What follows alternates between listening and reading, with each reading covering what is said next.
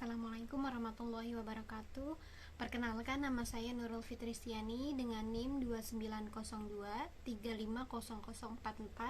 dari Prodi Akuntansi Regular Plus Fakultas Ekonomi dan Bisnis. Di sini saya akan mempresentasikan tugas UTS mata kuliah Aspek Hukum dalam Bisnis dengan dosen pengampu Bapak Sugeng Prayetno MM dengan tema Hukum Bisnis di Indonesia. Di era sekarang, aktivitas bisnis berkembang begitu pesat, terus-menerus ke berbagai bidang, baik menyangkut barang ataupun jasa. Bisnis merupakan salah satu pilar penopang dalam upaya mendukung perkembangan ekonomi dan pembangunan. Dalam melakukan bisnis tidak mungkin apabila pelaku bisnis terlepas dari hukum, karena hukum sangat berperan mengatur bisnis agar bisnis bisa berjalan dengan lancar, tertib, dan aman sesuai dengan peraturan yang telah ditetapkan, sehingga tidak akan adanya pihak-pihak yang dirugikan akibat adanya bisnis tersebut. Semua kegiatan-kegiatan dalam bisnis tentu memerlukan aturan dan peraturan yang mengatur tata cara melakukan kegiatan dalam bisnis demi kepentingan para pihak dalam berbisnis. Maka dari itu, penting untuk kita mengetahui tentang hal-hal terkait hukum bisnis, terlebih aspek hukum dalam bisnis. Rumusan masalah. Yang pertama yaitu ada bagaimana pengertian dari hukum bisnis. Yang kedua, apa saja sistematika hukum. Yang ketiga, bagaimana subjek hukum. Selanjutnya, tujuan penelitian. Tujuan penelitian ini yaitu untuk mengetahui hukum bisnis, untuk mengetahui apa saja sistematika hukum, untuk mengetahui bagaimana subjek hukum. Lanjut ke pembahasan. Pengertian hukum bisnis. Istilah hukum bisnis merupakan sesuatu yang masih baru di Indonesia. Kata bisnis dipinjam dari bahasa Inggris yaitu business, yaitu artinya urusan, usaha, dan melakukan kegiatan yang bermanfaat, yang mendatangkan keuntungan dan berguna. Kegiatan yang demikian di Indonesia dikenal dengan istilah dagang, sebagaimana diatur dalam Kitab Undang-Undang Hukum Dagang STBL 1847 nomor 23. Hukum bisnis atau business law dalam bahasa Inggris merupakan keseluruhan dari peraturan-peraturan hukum, baik yang tertulis maupun yang tidak tertulis, yang mengatur hak dan kewajiban yang timbul dari perjanjian-perjanjian maupun perkataan-perkataan yang terjadi dalam praktik bisnis. Salah satu fungsi hukum bisnis adalah sebagai sumber informasi yang berguna bagi praktisi bisnis agar terwujud watak dan perilaku aktivitas di bidang bisnis yang adil, wajar, sehat, dinamis, dan bermanfaat yang dijamin oleh kepastian hukum. Dalam era globalisasi pada saat ini, maka aspek persaingan bebas antara individu dan antara negara telah terjadi dalam segala aspek kehidupan, termasuk pada bidang bisnis. Dalam hal ini sangat dibutuhkan adanya kepastian hukum dan kepastian berusaha bagi semua pelaku usaha sebagai akibat dari persaingan baik dari sisi kualitas maupun kuantitas. Oleh karenanya diperlukan penguasaan dan pemahaman yang baik terhadap peraturan dan ketentuan yang berlaku bagi para pelaku bisnis agar dapat menyatu secara sempurna dalam kegiatan bisnis.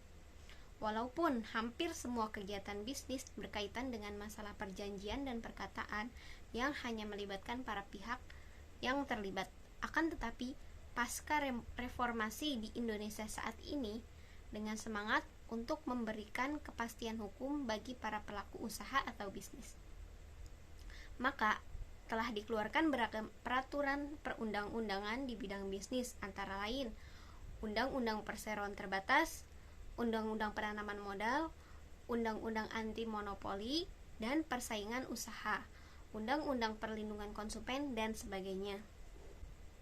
Yang kedua, ada sistematika hukum.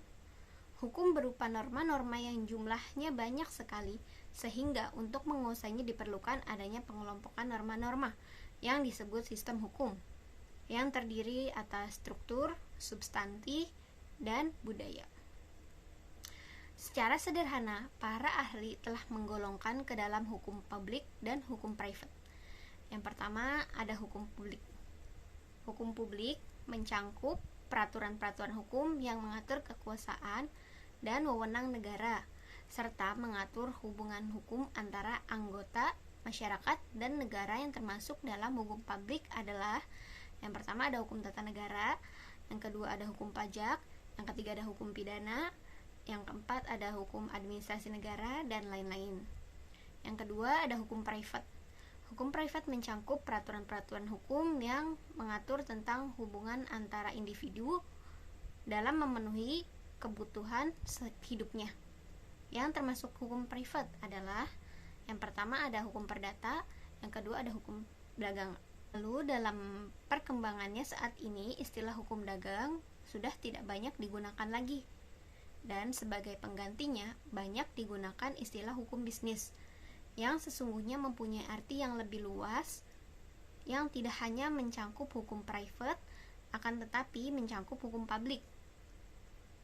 Ada berbagai hal yang membuktikan bahwa hukum bisnis yang termasuk dalam golongan hukum publik adalah antara lain diterapkannya hukum pajak dalam kegiatan bisnis.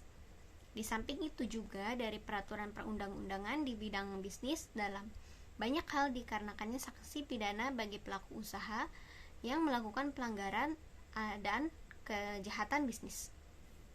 Dengan demikian, bahwa saya berpendapat bahwa hukum bisnis masuk dalam golongan hukum tersendiri yang mencakup hukum publik dan hukum private.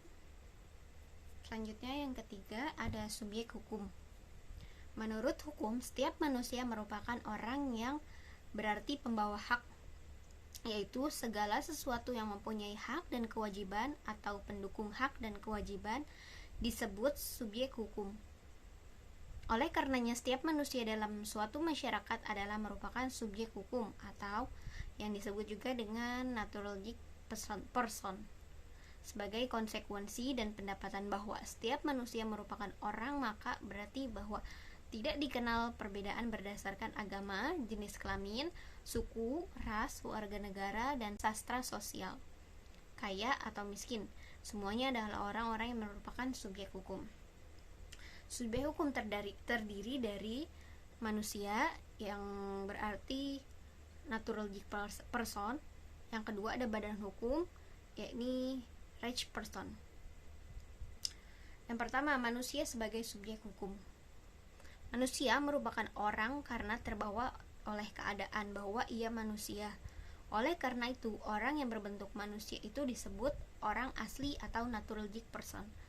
Manusia sebagai pendukung hak dan kewajiban atau subjek hukum adalah mulai saat ini ia dilahirkan bahkan saat mulai dalam kandungan ibunya, misalnya dalam hal mewarisi, dan berakhir ketika meninggal dunia. Yang kedua ada badan hukum sebagai subjek hukum.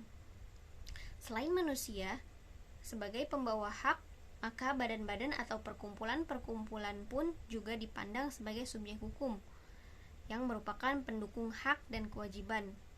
Badan-badan atau perkumpulan-perkumpulan yang memenuhi syarat menjadi subjek hukum dinamakan badan hukum atau right person, yang berarti orang yang diciptakan oleh hukum, yaitu perseroan terbatas atau PT, yayasan, dan koperasi. Badan hukum sebagai subjek hukum dapat bertindak dalam lalu lintas hukum. Oleh karena itu dapat melakukan perbuatan-perbuatan hukum sebagaimana manusia, misalnya dapat memiliki kekayaan sendiri, melakukan jual beli, bahkan dapat digugat dan menggugat di depan pengadilan, layaknya seperti orang yang sebagai subjek hukum. Oke, baik. Yang terakhir ada kesimpulan. Kesimpulan dari makalah ini atau presentasi ini yaitu hukum bisnis merupakan suatu perangkat kaidah hukum yang mengatur tentang cara-cara pelaksanaan urusan dagang, industri, atau keuangan yang dihubungkan dengan produksi atau pertukaran barang atau jasa dengan menempatkan uang dari perusahaan dalam resiko tertentu dengan usaha tertentu untuk mendapatkan keuntungan tertentu. Lalu ada berbagai hal yang membuktikan bahwa hukum bisnis juga termasuk dalam golongan hukum publik, yaitu antara lain diterapkannya hukum pajak, dalam kegiatan bisnis. Di samping itu juga dari peraturan perundang-undangan di bidang bisnis dalam banyak hal dikenakannya sanksi. Itu pidana bagi pelaku usaha yang melakukan pelanggaran atau kejahatan bisnis. Badan hukum sebagai subjek hukum dapat bertindak dalam lalu lintas hukum. Oleh karena itu, dapat melakukan perbuatan hukum sebagaimana manusia, misalnya memiliki kekayaan sendiri, melakukan jual beli, bahkan dapat digugat dan menggugat di depan pengadilan, layaknya seperti orang sebagai subjek hukum. Mungkin cukup sekian presentasi dari saya, kurang lebihnya mohon maaf. Wassalamualaikum warahmatullahi wabarakatuh.